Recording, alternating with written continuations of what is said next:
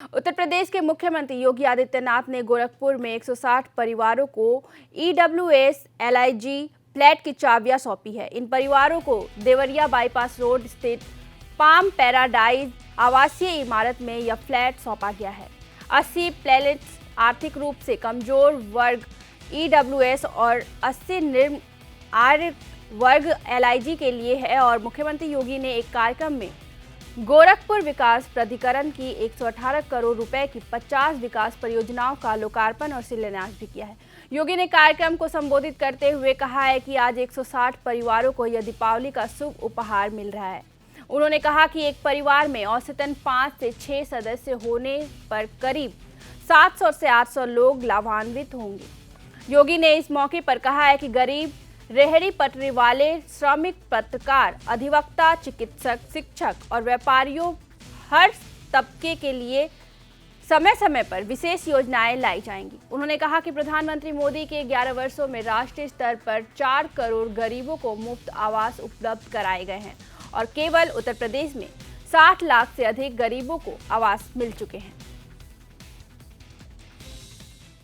आज आवश्यकता है हर तबके के लिए आवास मिले, गरीब के मिले, स्ट्रीट वेंडर के लिए मिले, रोज श्रमिकों को आवास प्राप्त हो और साथ साथ अलग अलग तबके के लोगों के लिए, पत्रकारों के लिए अलग से और व्यवस्था आनी चाहिए, अधिवक्ताओं के लिए, चिकित्सकों के लिए, शिक्षकों के लिए और भी अलग अलग व्यापारियों के लिए, उद्यमियों के लिए, अलग अलग तबके के लिए आवासीय स्कीम समय समय पे निकाल करके उन्हें अच्छे आवास देने की एक व्यवस्था की जानी चाहिए, जिससे हर व्यक्ति के पास अपने सिर को ढकने के लिए एक आवास की सुविधा मिल सके, एक छत प्राप्त हो सके। बहनों और भाइयों, देश के अंदर पिछले 11 वर्ष में 4 करोड़ गरीबों को प्रधानमंत्री मोदी जी ने एक एक आवास उपलब्ध करवाया। आप अनुमान करिए 4 करोड़ लोगों को ये फ्री में आवास उपलब्ध करवाए गए। उत्तर प्रदेश में हम लोग अब तक 60 लाख गरीबों को एक एक आवास फ्री में उपलब्ध करवा चुके हैं। 60 लाख से अधिक गरीबों को। जब नीयत अच्छी होती है तो कार्य भी अच्छे होते हैं। जब जनता जनार्दन अच्छी सरकार चुनती है तो चुने गए अच्छे लोग अच्छा कार्य करते हैं, उससे विकास भी होता है और गरीबों का कल्याण का मार्ग भी प्रशस्त होता है। एक गरीब के लिए विकास भी आगे बढ़ती है और विकास के इन कार्यों का लाभ गरीबों को इसी रूप में प्राप्त होता है। सरकार का जो अभियान है, हर परिवार को, हर जरूरतमंद को उसके अनुरूप आवास की सुविधा उपलब्ध हो। और विकास प्राधिकरणों से भी मैं प्रदेश भर में कहूंगा, अभी हम लोग लखनऊ में एक आवासीय सुविधा देने जा रहे हैं।